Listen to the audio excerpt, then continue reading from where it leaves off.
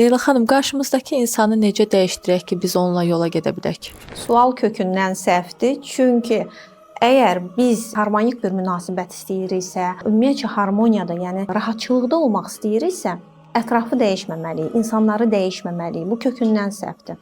Biz ilk növbədə özümüzü dəyişdirməliyik. Bunu səhv salmayaq ki, yəni o qarşı tərəfin istədiyi kimi olmaq yox. Biz nə istəyirik?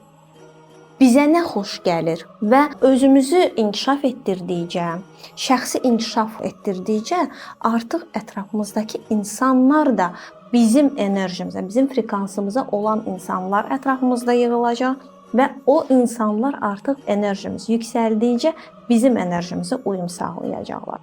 Yox, uyum sağlaya bilmirlərsə, seyr edəcəklər. Deməli nədir? Əgər daha rahat, daha harmoniyada olmaq istəyiriksə, ətrafla işimiz yoxdur.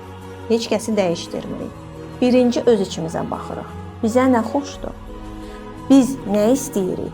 Daxili dialoq aparırıq və özümüzü dəyişdirdikcə həmin insanlarla da münasibətimiz fərqli yöndə gedəcək. Daha rahat, daha sakit, daha huzurlu.